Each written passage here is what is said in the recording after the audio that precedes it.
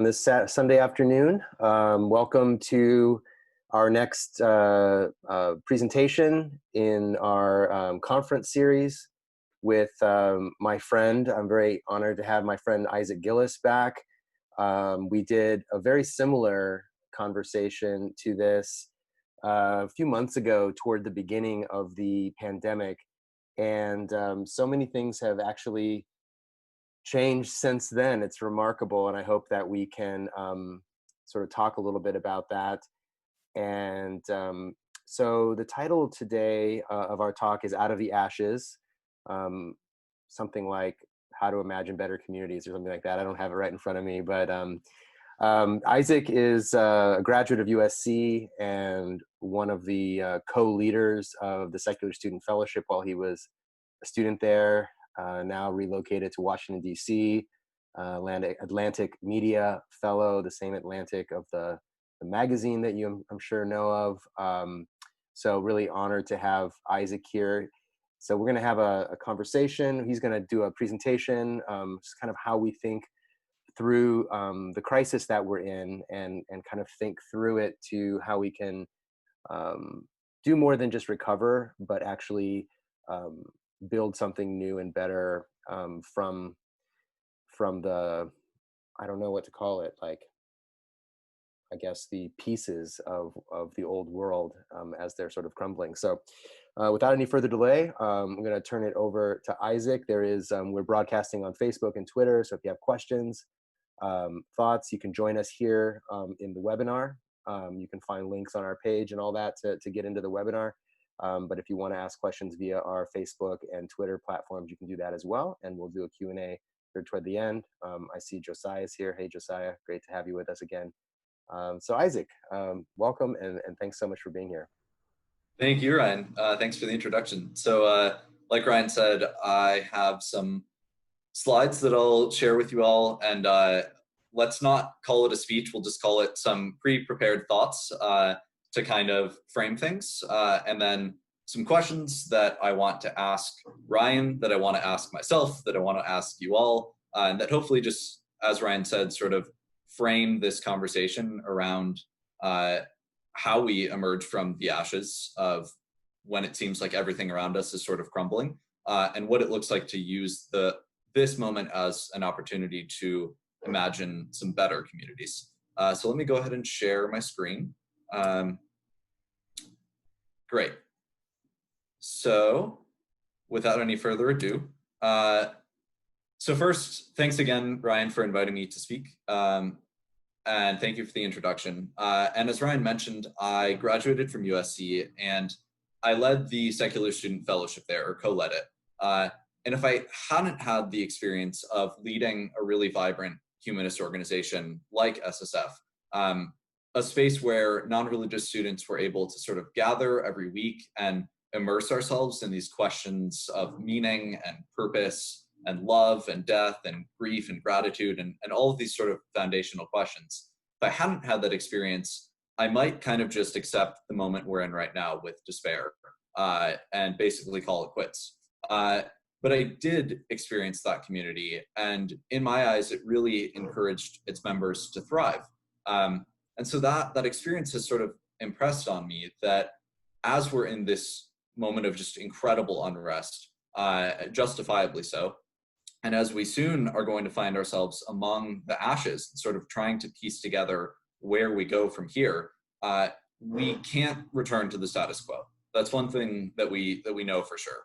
That we need to sort of use this moment to imagine and then incorporate the kinds of communities that we know will help us flourish, individually flourish, and sort of as a collective or a community. But with that being said, I first want to start by just acknowledging the weight of the present historical moment that we're in, that is unlike anything certainly that I've lived through. And so Ryan mentioned that I work at Atlantic Media of the Atlantic magazine. And so if you were to open up the flagship magazine of the Atlantic 9 days ago, you would have read an article called "The Protests Are a Sign of Despair," which is by George Packer. And I want to read a bit from it because I think it frames the conversation that I want to have. So he says, quote, "The difference between 1968 and 2020 is the difference between a society that failed to solve its biggest problem and a society that no longer has the means to try." A year before his death, King, still insisting on nonviolent resistance, called riots the language of the unheard. The phrase implies that someone could be made to hear and possibly answer, and what's happening today doesn't feel the same. The protesters aren't speaking to leaders who might listen, or to a power structure that might yield, except perhaps the structure of white power, which is too vast and too diffuse to respond. Oh, I'm getting chat in the chat. That's just Welcome me. to everyone. Yeah, Awesome. go, Cool. don't worry. I'll do it. Yeah, don't worry. Can you hear me all right? Yeah. Great. So George Packer is saying, right, the protesters aren't speaking to leaders who might listen or to a power structure that might yield, except perhaps to the structure of white power, which is too vast and diffuse to respond. Congress isn't preparing a bill to address root causes. Congress no longer even tries to solve problems. No president, least of all this one, could assemble a commission of respected figures from different sectors and parties to study the problem of police brutality and produce a best-selling report with a consensus for fundamental change. A responsible establishment doesn't exist. Our president is one of the rioters. He then says that the protesters are railing against a society that isn't cohesive enough to summon a response. They're hammering on a hollowed out structure, and it very well may collapse. The protests have to be understood in the context of this institutional void. They resemble the spontaneous mass cry of a people suffering under dictatorship, more than the organized projection of public opinion aimed at an accountable government. They signify that democratic politics has stopped working. They are both utopian and desperate, end quote. And that last line, they're both utopian and desperate. I really want to focus on that image throughout the course of this conversation.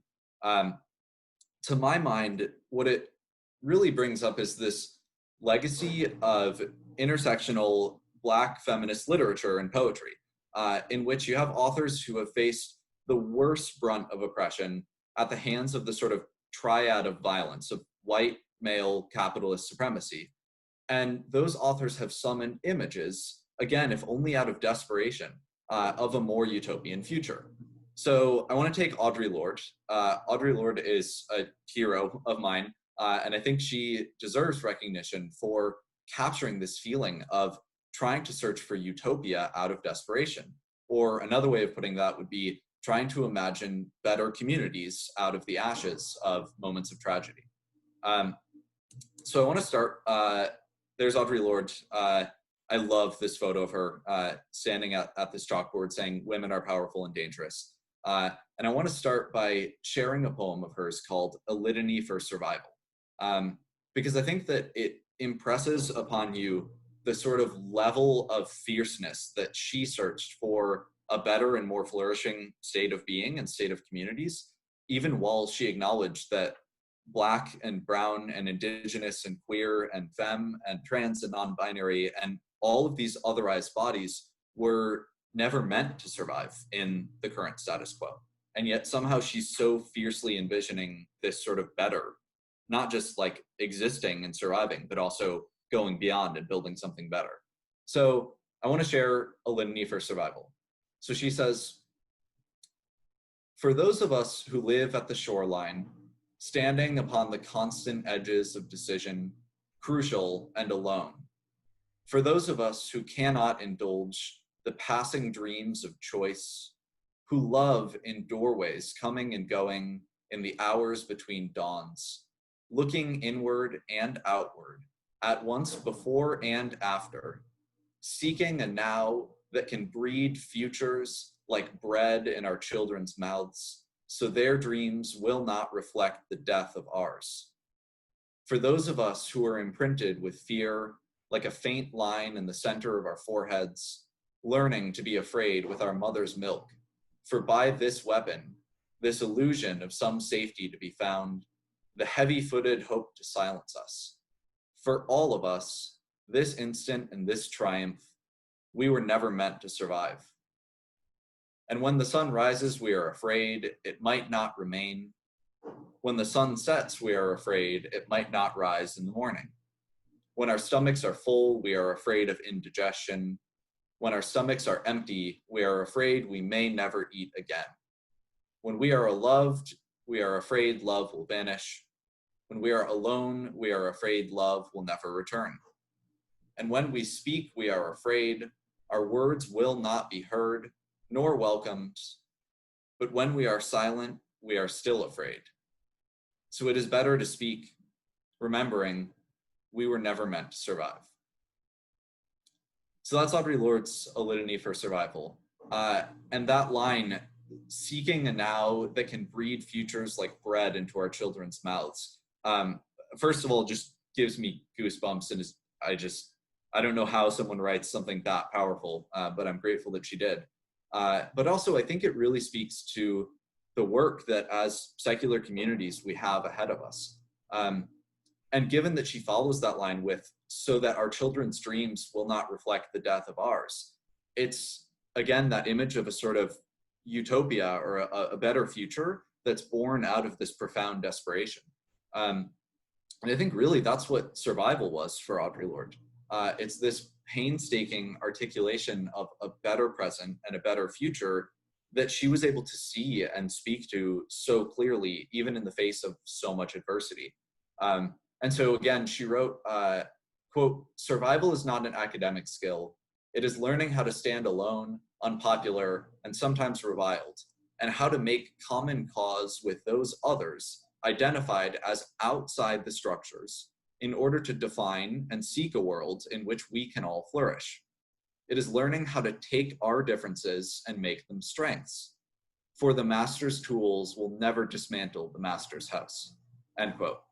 Again, like everything Audre Lorde wrote, that's just like a mic drop piece of writing. And so I almost feel like it's a disservice for me to say anything after reading that, but I will give it a shot, which is that, so I've introduced these two ideas, right? You have despair and you have utopia sort of living side by side. And then I follow that up with this idea of taking our differences and making them strengths. And I think those two concepts are, first, a really good embodiment of what we can strive for as a humanist community or a secular humanist community in this moment. And they're also really familiar secular feelings. So first, I think as secular humanists, we are pretty used to experiencing despair and utopia side by side.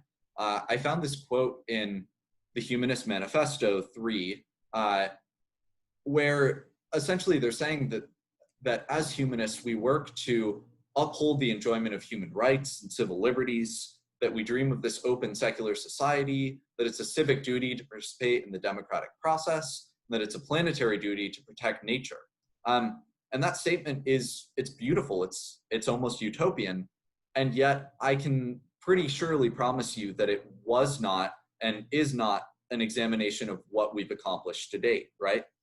And so I think that this ability to sort of live in moments of despair and look at everything that's going wrong politically and religiously and environmentally, in criminal justice and social justice and sexual justice, and look at kind of all of that wrongdoing and say, aha, I see a path forward. I think that is a real hallmark of secular humanism. And that sort of dovetails into this concept from Audre Lorde about taking our differences and making them strengths. So secular communities are no strangers to being otherized. First, because many of us, like myself, grew up in religious communities where we felt really misunderstood. We often felt demonized for asking questions. We felt undervalued. We felt ostracized. But we felt like we didn't fit in, right? We felt as though we were different, and it was made known to us that we were different. And then similarly, we're also no strangers to great degrees of difference within our secular communities, because those communities are often this mosaic of, you have the angry atheists, the philosopher atheists, the activist atheists, the no, religion is actually kind of cool, let's borrow from it atheists. Then you have the am I an atheist atheists. You have all of these different folks on this spectrum of secularity or of humanism coming together, right? And so again, we're no stranger to this concept of difference and often of otherization or tension. But I think what we have in common is this notion that, one, we want to see things improved, that we want to do that, and we see a path for doing that, even in the face of tragedy and despair, and that path places us outside of the realm of normal, that we have been otherized and we often continue to be otherized, which means that we really get it when Audre Lorde says that the master's tools will never dismantle the master's house. We know from our experiences with religious communities that those to us don't seem like a convincing way of building community if they're built on dogmatism and fundamentalism and exclusion and intolerance. But then similarly, we know that the sort of secular society at large isn't working for us because it's passive and sort of voiceless and opaque, and it's not really saying anything. And so we recognize that we don't really fit within either of these two sort of normals, and we feel the need to take what's different about us and use it as a strength in building communities. So with all of that being said, what I kind of want to do is dive into some of those questions then of how can we channel this despair into a picture of a better future and better communities, and do so recognizing that what we bring to the table is different, it's markedly different, and it's intentionally different. So I prepared kind of some themes and some questions around them. Ryan, I would say if you have questions that come to your mind, if you have questions that folks are sharing with you, please interrupt at any point, and I will kind of address these questions to you, Ryan, but then also to me as a way of sort of asking them, giving some context for why I think they really matter. And then Ryan, I would love to hear your thoughts. I'd love to hear what other folks are thinking about them, and Sure. hopefully sort of run through the conversation from there. Sounds good. So I will start with first the really macro level, right? So when we say imagining better communities, the prompt that I gave myself when thinking about this question was to imagine a community that does a number of things. First, where all lives actually do matter. Not just that people say all lives matter, but that all lives actually do matter and are meant to matter. Where belonging is made to be the default, right? Where vulnerability and actually on that note of belonging as the default, that if someone does not belong, that is a flaw of the community, not a flaw of the individual. Where vulnerability is used as this tool for sharing really deeply held truths. And then where empathy and empowerment are the sort of stated aims, using an understanding of each other and ourselves to empower each other, to reach sort of a healthier state of being individually and collectively as a group. And so my prompt to myself was, what would that look and feel like? Are we there? And if not, how do we get there? And that's kind of the really macro level. I want to break it down by starting with the theme of secular identity. So I have some questions here, and I think the context behind asking them is that to really build and imagine the communities that will allow us all to feel this state of well-being and belonging and thriving, we really need to understand ourselves and our identity, because identity is the story that we tell of ourselves. And I think if you want to join a community that gives you a sense of meaning and purpose, what you're looking for is something that really resonates with the story that you tell about yourself. And so that first question then is, what makes you, you? And those kind of deeply held ideas and beliefs that surface for you when you're asking that, are they secular or humanist? And kind of what do they look like? So the context for me is that what makes me me is working on building communities, and building communities that are sort of evidence-based, that articulate humanist ideals, and that really strive for justice. And I think those beliefs are central to the story that I tell about myself, but they're also at least visible as a kind of undercurrent of secular humanist communities that I've been a part of. Ryan, do you have any thoughts on your end about kind of this question of asking what makes you you and what story you tell about yourself as a part of kind of imagining what a better community for you might look like? Yeah, so I mean, I feel like, and I just want to say for those that are listening that we didn't go over this in advance. So I'm fielding this raw, just as we all are. So I have not prepared any remarks. All right, put you on the spot. No. Actually, I think it's valuable in the sense that I haven't had a leg up on anybody else. So we're all seeing this for the first time, except for Isaac, of course. So my first thought is that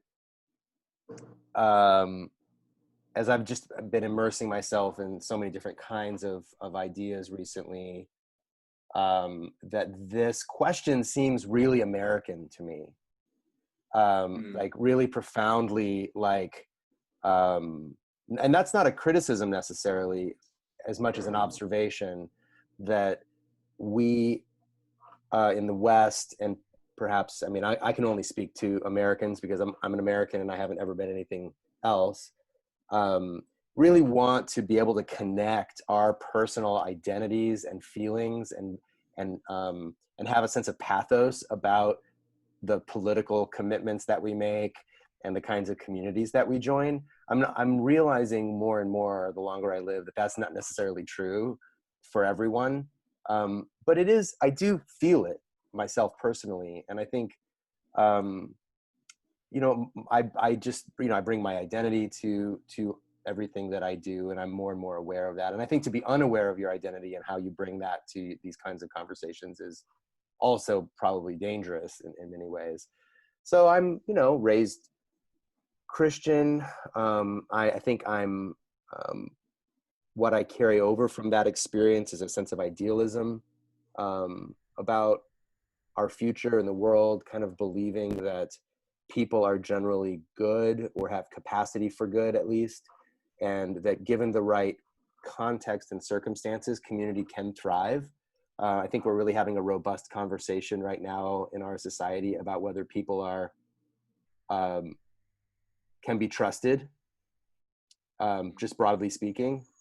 And so for me, beliefs that are central to myself and my identity as a secular humanist is, believing that human beings have the capacity for good, and that on the whole, when given the conditions in which to live a full life, people will choose good outcomes for themselves and others. We're talking a lot, of course, about criminalization and policing and violence and the role of violence in our communities and all of that. And perhaps we can get into that more, but that's a big belief that I bring. I really like that you brought up that idea that it feels like a really American question to you. And I wonder almost, so the context behind asking this question was this idea of whether we're sort of bringing all of ourselves to the table, and should we be bringing all of ourselves to the table? And I almost wonder, as I think about it, whether the reason why it feels so American is that that America really grapples and struggles with answering that question, and also has historically only brought certain identities to the table. Again, right, only white, thin, male, heterosexual, Christian, rich identities to the table.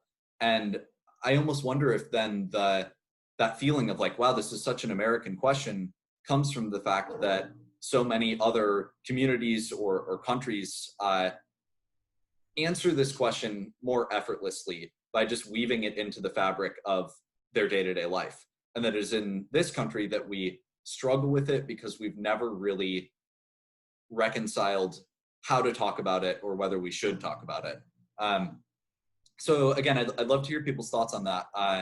But I will jump from that into the next sort of theme that I wanted to bring up, which is my favorite, and Ryan is probably so tired of hearing me use this word, but it's about vulnerability.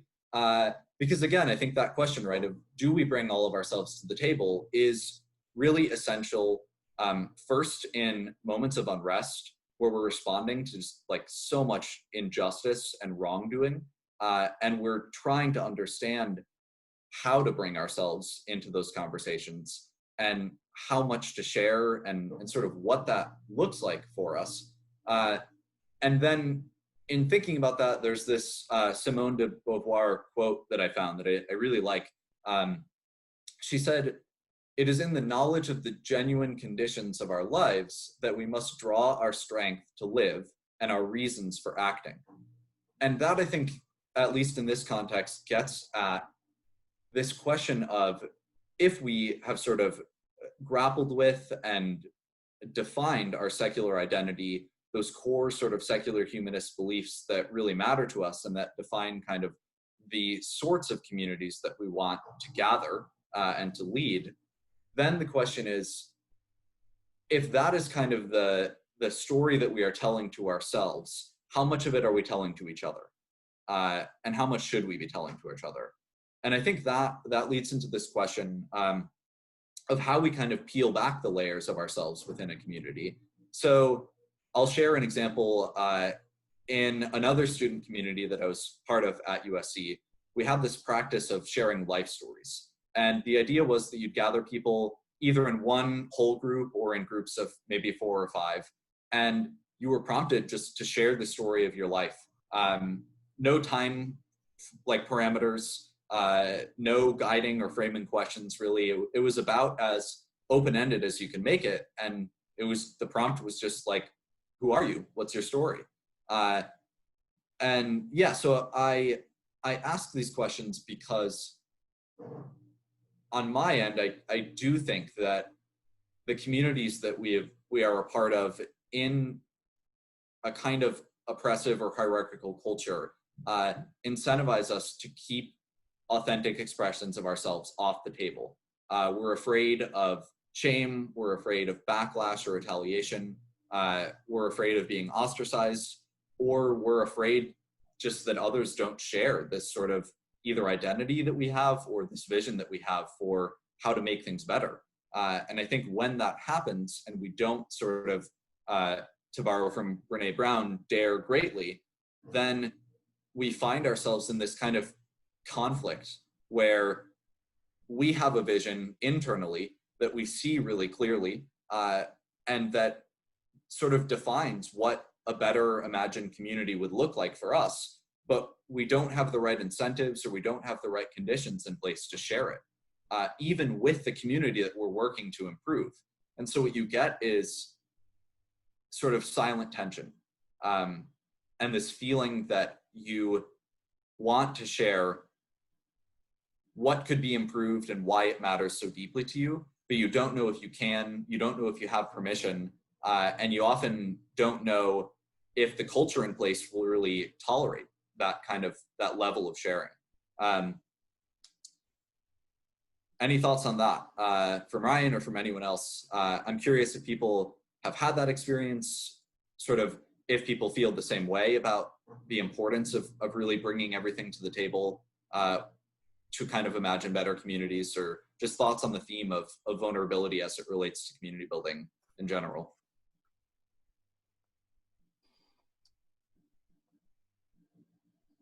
You know, I guess the longest running community I was a part of was the church. Right. And I think there was a big, like a pretty large challenge to get people to share authentically, as in any community. But in a lot of Christian communities, at least, there's a pretty operative, like shame-based sort of narrative running through it, and it's difficult to open up, especially about weakness and vulnerability, in the sense of sharing my weakness. But I find it outside, communities of faith as well, where we don't often feel safe to share kind of where we're from. I think that the best example that I have of this is when I've been involved in community organizing networks, and we, you know, the basis really, you know, as you learn in community organizing, of all organizing is the one-to-ones. You know, because it's community organizing is different than advocacy in the sense that you're not organizing on behalf of others, but the people themselves that are in the struggle are organizing themselves. And so I think it's a matter of understanding what we bring to that struggle, our place in it, you know, our positionality within it. And I think that's where I really learned most effectively about the importance of sharing our stories. And in our tenants union, for example, we give space in every meeting for people to share the story of their housing struggle. And people come to the meetings, you know, because they're in crisis often, and to have that space to say safely, you know, and we create specific parameters around safety. So so that people can share their housing story without fear of retaliation from their landlord or politicians or the news media or whatever. So yeah, I think it's important to do this and to try to find ways to make it easier and safer for people. Yeah, so I think that thread ties in well. I saw a comment from Jackson, who was noting, right, that he thinks almost every community has norms, some for better, some for worse. And again, to give the context behind really why I'm asking this question, and to, I suppose, be vulnerable by saying it bluntly, I think the norm within certainly American culture at large is that the parts of us that we're incentivized to share are the whitest, most male, most Christian passing, most thin passing, most rich passing parts of ourselves. That we live in this sort of this system that really incentivizes us to use the language, Ryan, like you were bringing up, of weakness or strength, right? And then we sort of code and define whiteness as strong and blackness as weak, and you know, and so on and so forth down the line in so many examples that I think accumulate to these norms in which even the concept of like empowerment or of being vulnerable in order to sort of authentically show yourself, it is to show yourself so that you can sort of win within the game of a system predicated on white supremacy.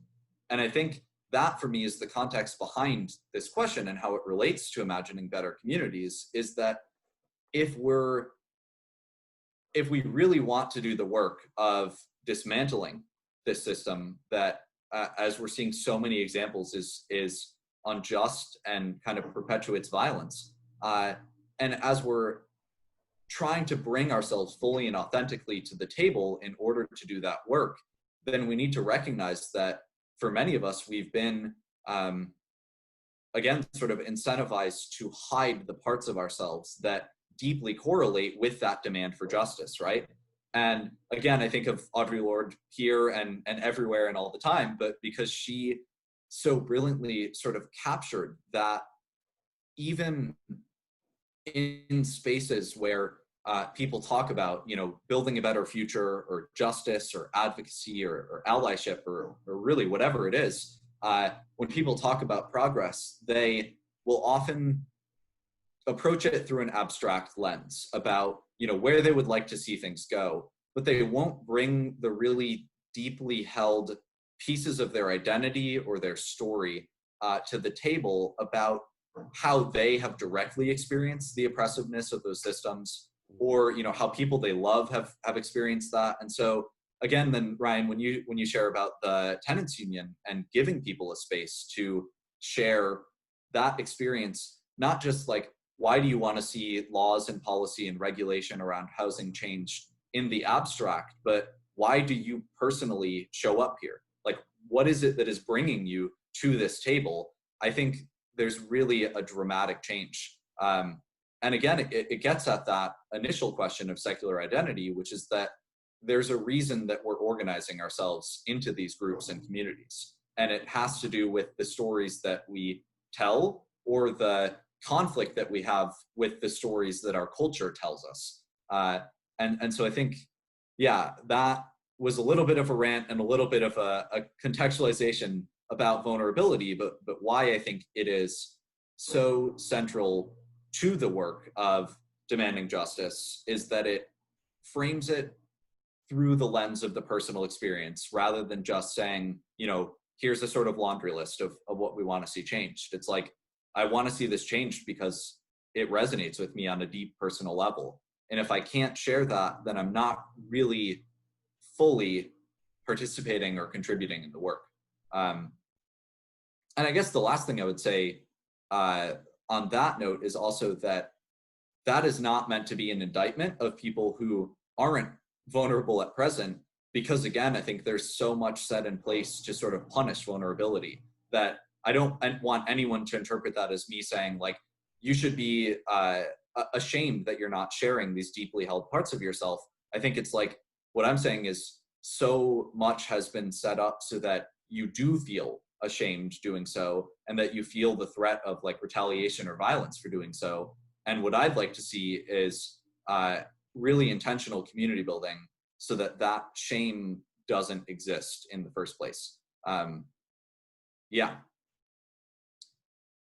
Any thoughts on that end? Happy to keep going if not, but I also don't want to just, you know, commandeer the floor. I would love to hear, you know, other perspectives as well. One of the things that we used to do in PICO, this community organizing network I was in, was when we were trying to build stronger interracial ties within our network, was that we would tell opportunity stories. One of the things that we noticed was that people, white people, tended to think that they got to where they are on their own and without any help from others. You know, the kind of the old saying that, you know, you were born on third base and think you hit a triple. And and I think people that grew up in oppressed communities, disadvantaged communities, underfunded, defunded communities are quite aware that they've had a lot of support along the way, and it comes more naturally to acknowledge that support and acknowledge those advantages, and to get privileged people of any kind to start to, in a way, what you're saying, peel back the layers of like, how did I get here? Who helped me get here? How much we didn't talk about this in terms, you know, in a religious context, but now, you know, from a secular perspective, how much did luck play a role in my being where I am?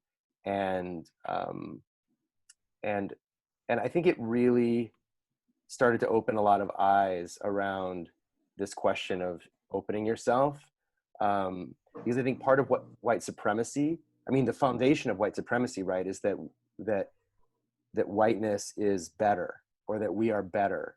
And part of being better means that you never need help, or that you can accomplish things on your own without support. And the more that we as white people can acknowledge that we have not been able to get to where we are without a lot of support and a lot of help from our parents, from our teachers, from scholarships, from the government, from like friends, bosses, you know, companies, you know, luck, whatever. I think we can begin to chip away at our own sense of superiority and our own sense of not needing anyone else to get through life or to get to where we want to go next. And so I think the life stories, for me, I hear, you know, I reflect back on my experience of sharing opportunity stories, like what opportunities have been given to me along the way. An opportunity to study at a certain school, or to enroll in a certain program, or to be friends with someone who opened a door for me, or a colleague who put in a good word and I was able to get a good job, who led to another good job. These are all things that I couldn't have done on my own. And just beginning to open up about that, I think really can break down some sense of pride and superiority that tends to go along with whiteness.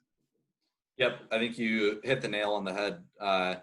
And you know, you mentioned that we hadn't sort of angled it from an explicitly secular perspective, but that's an element too. If you begin to peel back those origin stories and you're asking people, but how or why do you think you got to the place you are today? And they're saying, because God wanted me to, you know, or God gave these opportunities to me. I think there's a real opportunity, like you said, to kind of use those stories to own up to the work among like white communities and among ally communities that needs to be done, about saying, this was not something that a God gave to us. This was not something that was lucky. This was something that was like structurally baked into the system, that we would succeed at the cost of other people, right? Specifically, you know, brown and indigenous and communities of color. And then tell ourselves a story about how we worked really hard to get to where we are. Right. And I think that's an opportunity, right? First, that vulnerability will allow those ally communities to hopefully own the work that needs to be done, bypass some of the sort of white shame and guilt that is not at all productive in conversations about like allyship or racial justice. And I think really recognize, like, what does it look like to then ask ourselves, okay, what should the story be? Like, instead of just saying, oh, you know, God gave me all these opportunities and I'm really smart, and so that's why I had all the success. If you are willing to begin asking, was it sort of structurally set up so that I could succeed in the first place? Then you might be willing to say, okay, how do I want my story to be? I used my success to help others succeed.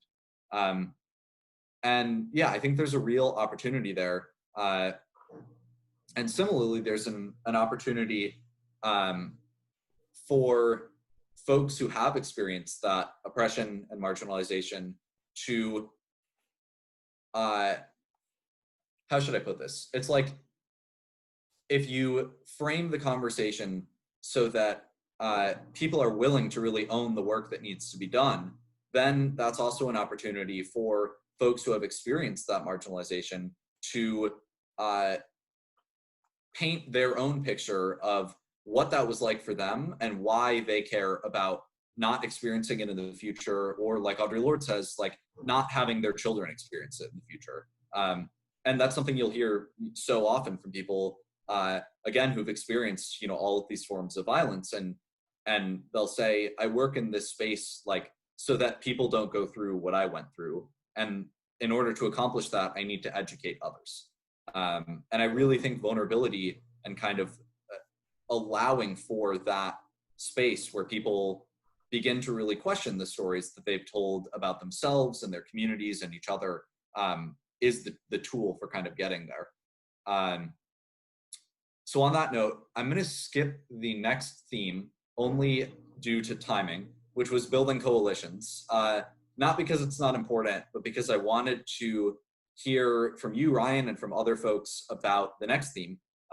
So let's table building coalitions. Again, not because it's not important, but just because time is a fickle thing. What I wanted to chat about was burnout. So I've talked a lot about using empathy, using vulnerability, kind of choosing to define our identities and what matters to us, and then find others who either share those identities or who accept us and empathize with us and support us. And then using that, I think, as a kind of tool for taking action. And I will go back quickly to the building coalitions slide and just note that that was sort of the theme here, is the continuation of, okay, you've really done the work of understanding what matters to you and why, and you've done the work of being vulnerable and of sharing that with other people, and using that to kind of have really honest and intentional dialogues about making progress. Then it comes to the work of building a coalition around that, right? And saying, okay, this is why I believe what I believe. Here's sort of what matters to me and why, but what will I be doing about it and how will I make an impact? Because there are a lot of ways to make an impact, pretty much all of which are flawed, but all of which are better than not doing anything. What I want to ask though is, so you've gotten through all of that work, right? Burnout is real. And it's something that I think a lot of leaders and community builders and activists and organizers struggle with. Because the more that we do this work of sort of urgently embodying the change that we want to see and really kind of grappling with like, why do things feel broken or unjust and what might we do about it, the more likely we are to sort of experience burnout, as that vision that we have for here's how I want to make things better gets met with just a lot of intransigence, a lot of inertia, a lot of like, well, that sounds great, but maybe tomorrow, not today. So a question for Ryan and for anyone else who's on the call is how you sort of work then to cultivate these spaces that actually provide like levity and hope in the face of all of these justifiable emotions of burnout. Because again, having these conversations can be really exhausting. And I think it's a really topical question, not to discredit the work that we need to do to protest and to call for justice, but to also ask, like, how do I make sure that I can do this 6 months from now as well? Yeah, Ryan, I know you have experienced this, and I'm sure you have thoughts. So I'd love to hear what you or other folks are thinking about it. Yeah, I mean, I think one of the things that I've been struggling with lately is what I've sometimes just called the, like, am I doing too much? Am I not doing enough? Kind of Yep. Dialectic tension. And I think I've had a lot of years of,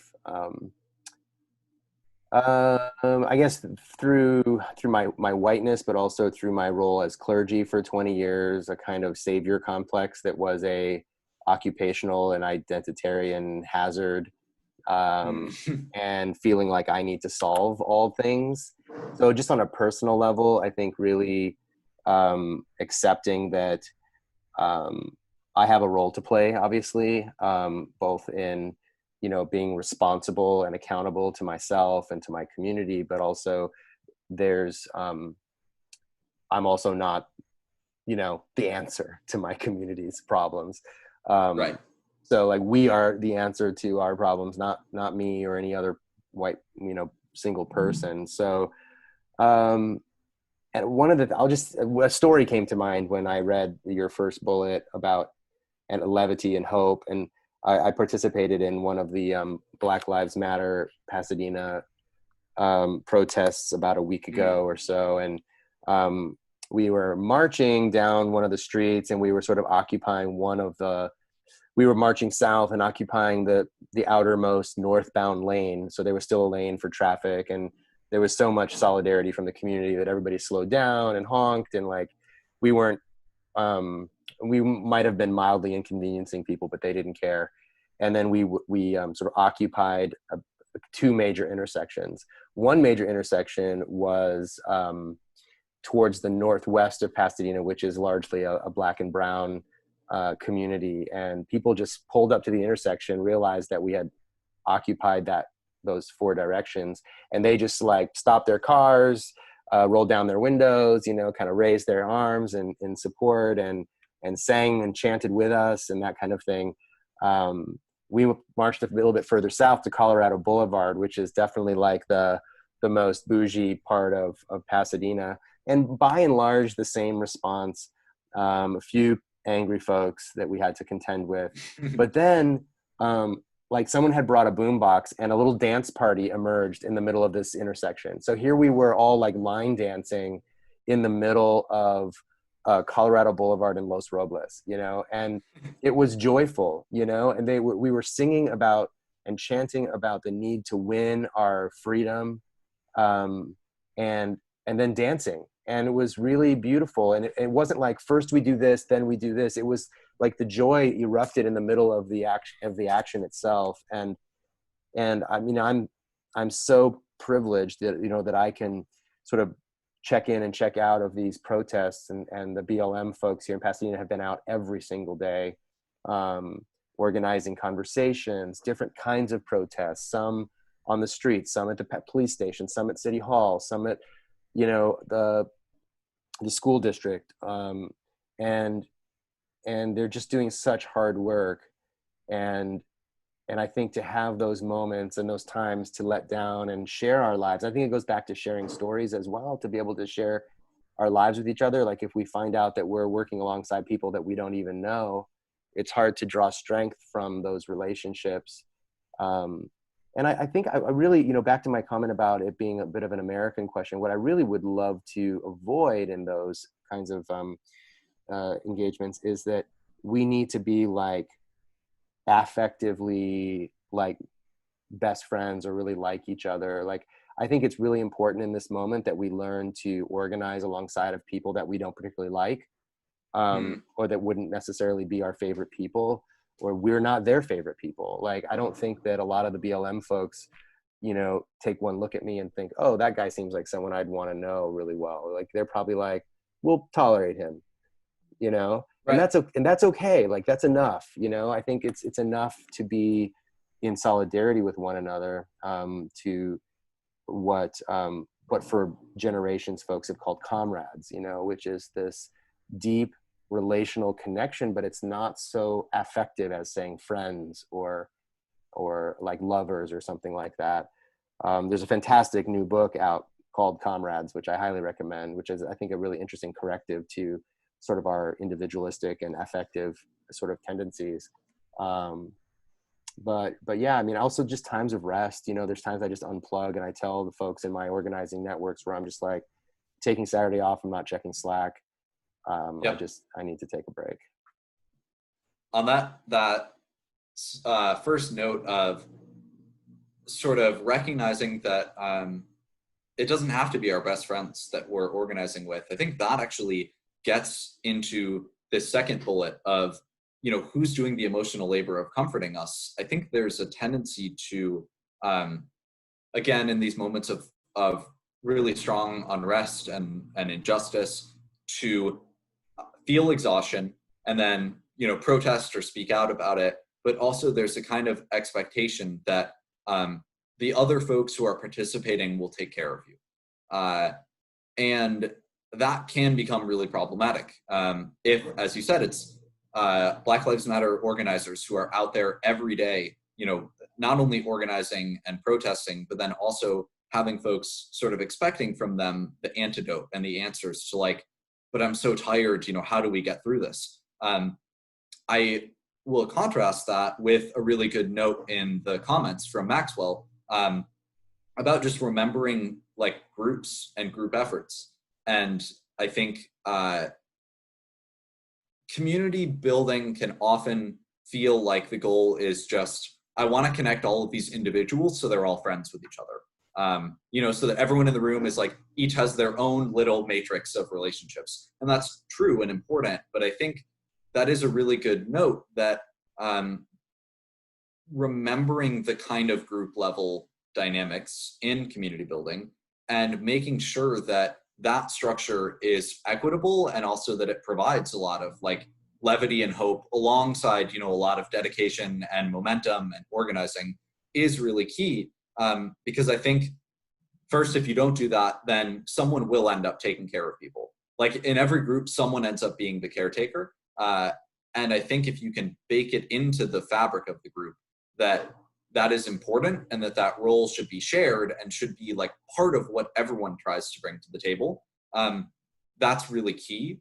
And then similarly, I think that remembering it's not just one-on-one relationships, it's about this group identity, means that if you take a step back, if you take a day off, there's a group that's doing the work that you'd be doing, right? And then when you show up on your Sunday because you took Saturday off, you're like, I'm here so that Ryan can get some rest.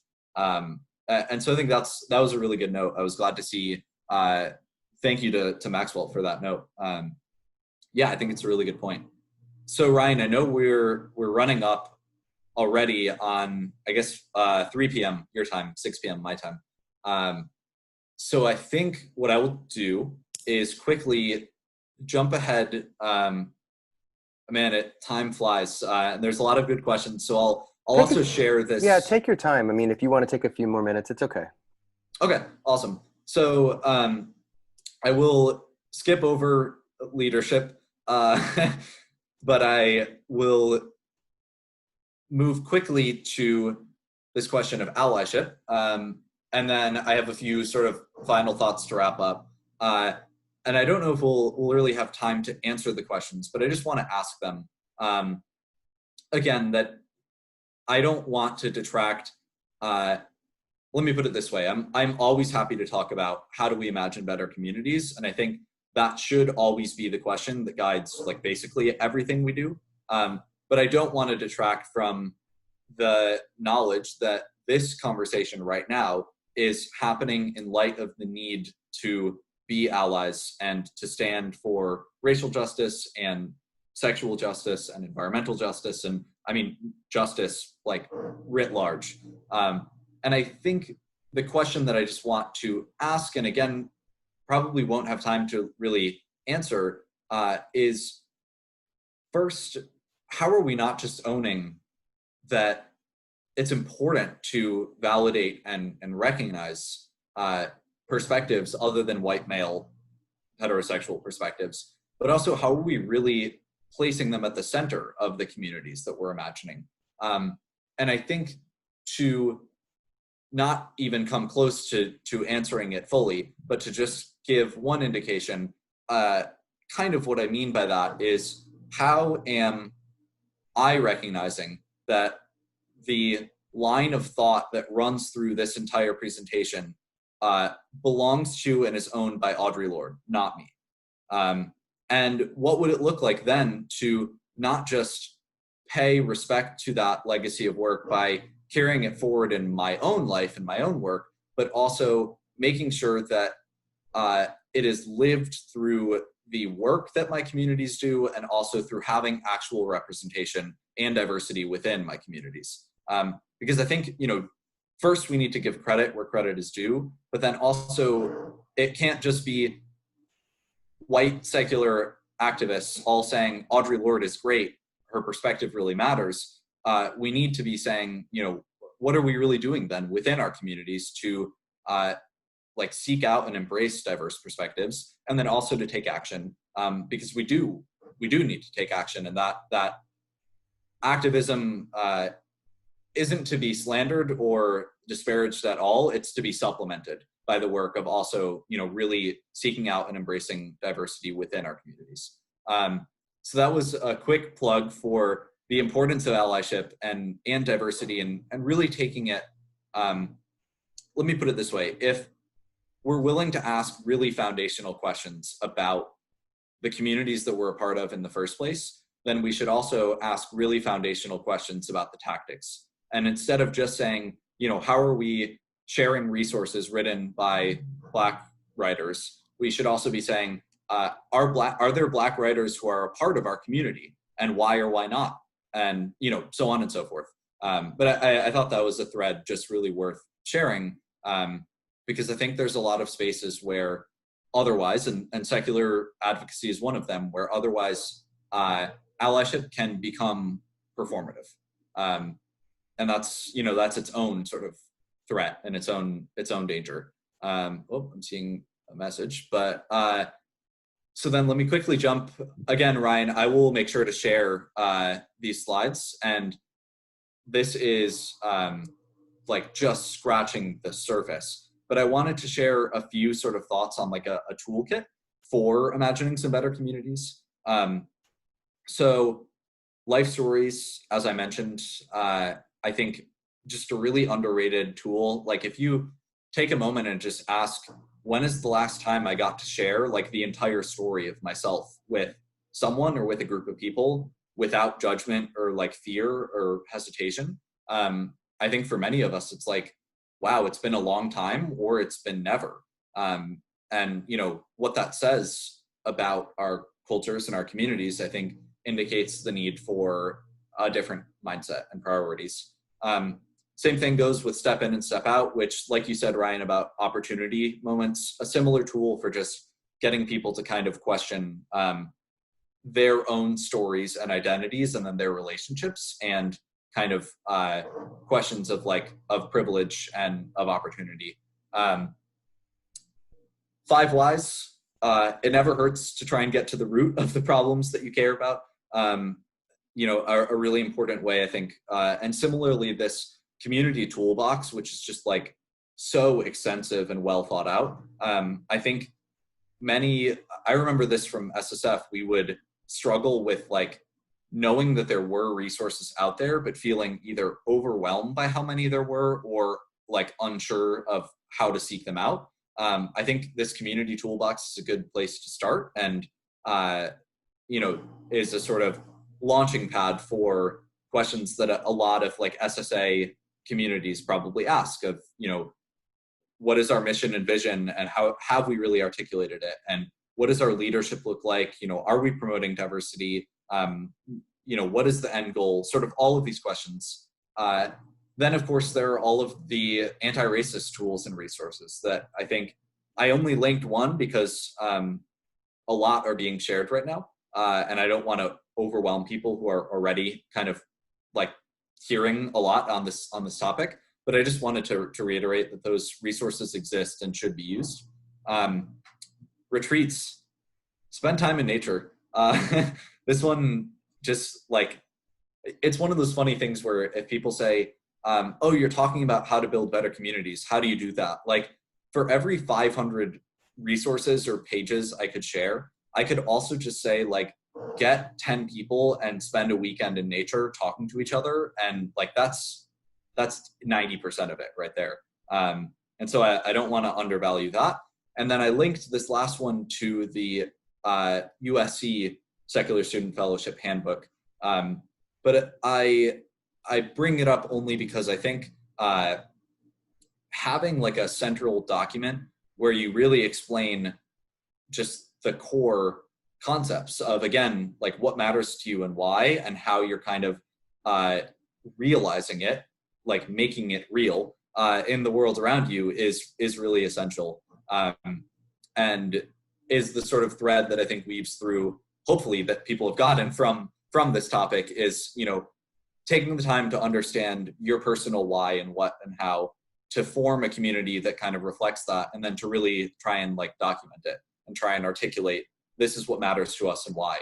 I know just from my own experience, creating those has done wonders for me in my own life, of being wait, I do know what matters to me and how to talk about it. And then also that feeling of being able to share that with folks who just joined your community or who ask you what your community is about, being able to say, I have this thing that really articulates and gets at it. It is a lot of the work of imagining those communities. And then the work ahead of us is great, we have the blueprint. Now let's build the building.